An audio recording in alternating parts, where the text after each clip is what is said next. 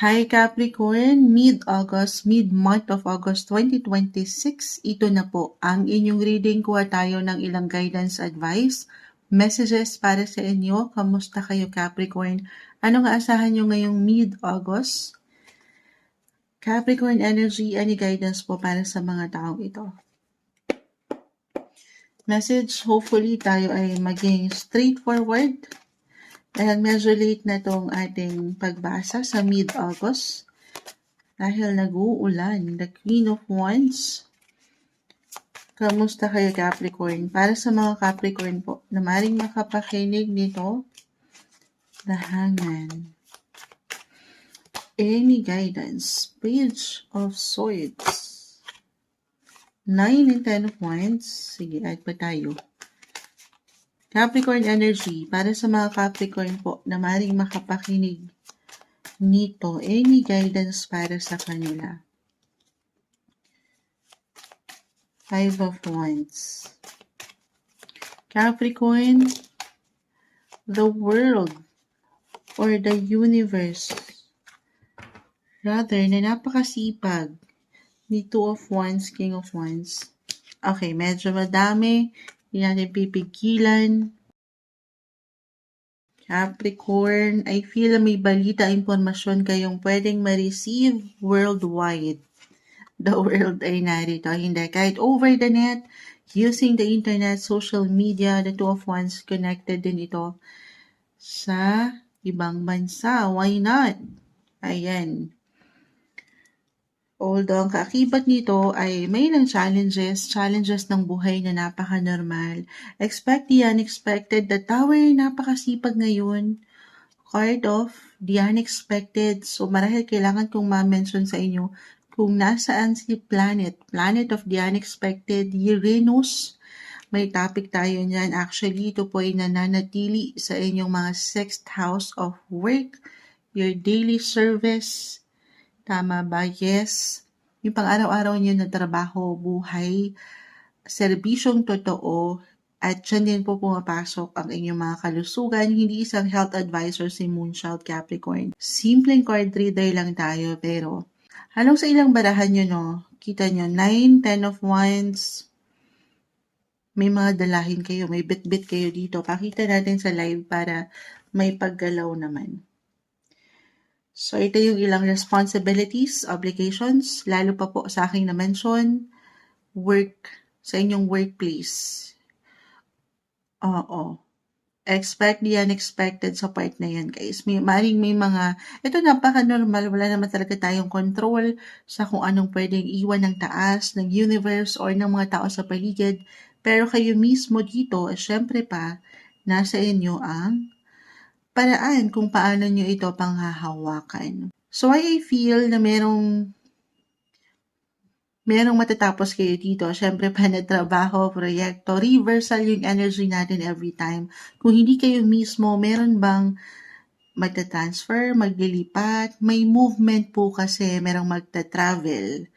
Okay, or merong aalis. Possible yon na kung saan ay it could be positive or not so positive para sa inyo, ay madadagdagan ng inyong trabaho. Kita nyo, 10 of Wands, 10 is connected to career. Actually ngayon, tama ba? Oo, may something ganda sa career actually. Dahil ito po ay nasa inyong si Venus. Check natin kung tama si Moonshot, baka mali ako. Yes. So ito lang to. Maring may ilang extra work, extra responsibilities na parating, lalo kung mag-resonate po na merong kaganapan sa workplace na kung saan, halimbawa lang naman, merong mag-aalis, ganyan. Ito yung ilang halimbawa kasi maring may umalis sa inyong workplace or may mga changes kayong maramdaman na kung saan sa inyo ibibigay yung extra responsibility. Kasi nakikita ko na yung 10 of Wands, parang may ilang dalahin kayo dito na hindi siya madali. Pero mapanghahawakan, pinanghahawakan nyo. Kinakaya, kakayanin nyo. Okay? Or may mga kaganapan sa trabaho rin.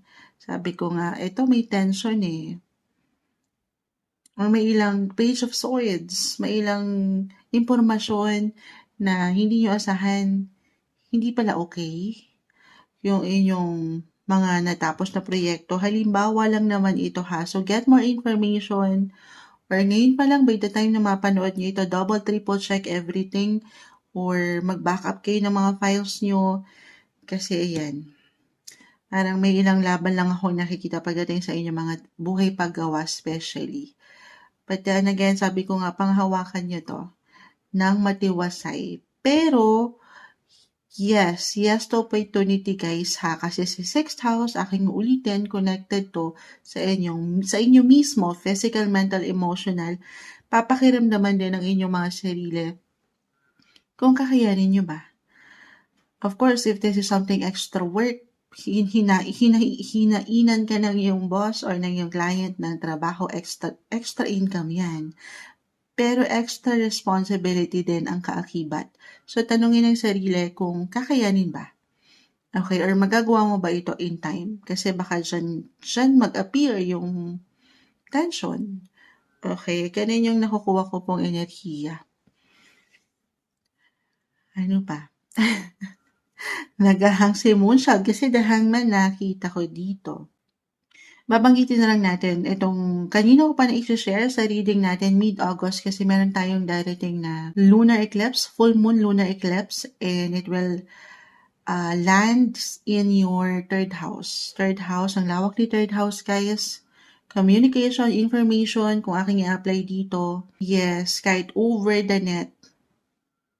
Travel din po yan. During eclipse guys, hindi naman kailangan katakutan ano pa man ha. Pero mid-month, end of this month yan, search nyo na lang around August 27 to 28. Kung kaya nyo namang pumirme sa inyong mga tahanan, gawin yon ha. Kasi si third house, transportation po yan. Yes, especially short distance travel. Hindi magiging okay ang biyahe, pero maring may ilang aberya for some, pero kung talagang emergency at kailangan, ito lang naman ay yung guidance.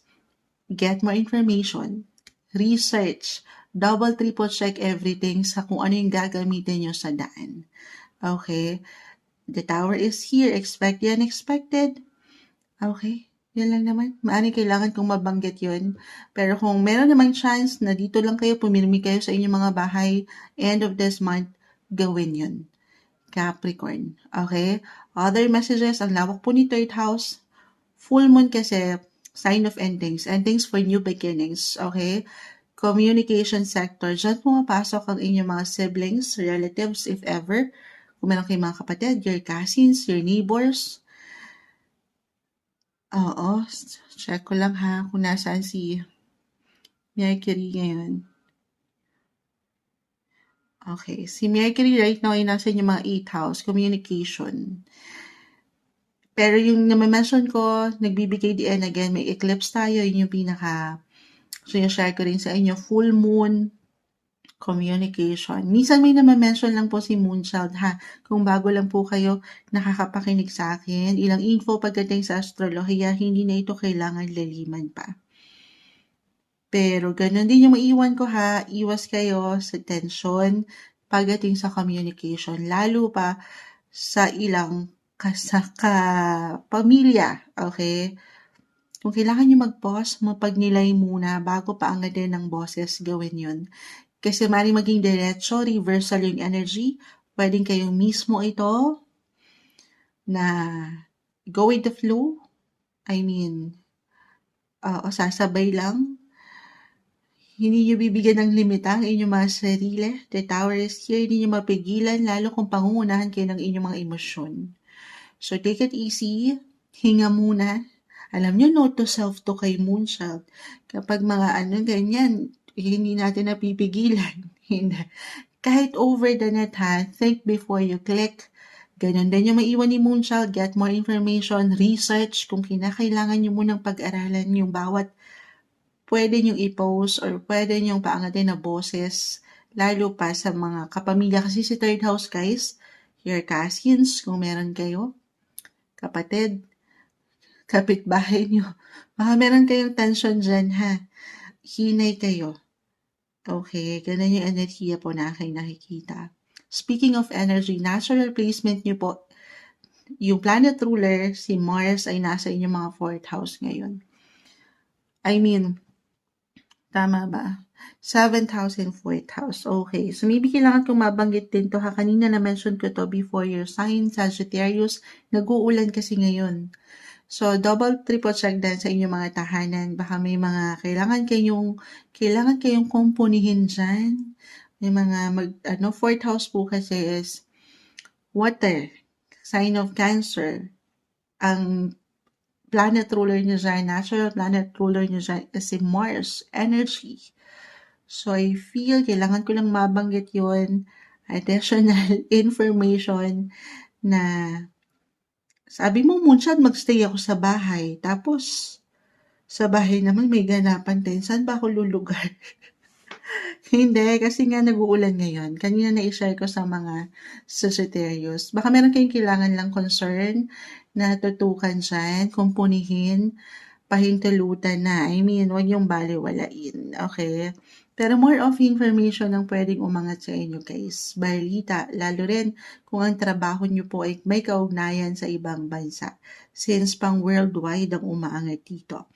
Napaka-busy, productive, ang daming ganap para sa inyo, Capricorn. Stay flexible, adaptable. Si Venus, iwanan ko to sa inyo, ay nasa inyong mga buhay paggawa. Ano mang pinagsisikapan nyo, pinagtatrabahuhan, lalo pa po kung may kaugnayan ng company nyo or nasa ibang bansa na talaga kayo kasi nagbigay diin dito, may something ganda dyan. Venus is the planet of beauty, money, attraction, magiging money magnet kayo ngayon. Kasi nga, nalalaban. Push kung push, grind kung grind, pero huwag nyo rin kakalimutan ng mga katawan ha. Sa aking nabanggit, pahinga rin pag may time at maging aware kayo sa bawat pwede nyong ikilos, desisyon, aksyon, kalmahan lang. Huwag mainap, huwag magmamadali. Do some research sa mga pwedeng action, lalo if there is something major, big decisions po. Ano na, pinagod niyo ako, Capricorn? Hindi. Ito yung umaangat na guidance, advice, messages na marahil kailangan yung marinig. Kayo nang bahala. Parang ang dami kong nabanggit, nagja-jump yung messages natin. Mensaheng gabay lamang po para sa inyo. Mid-August, Capricorn.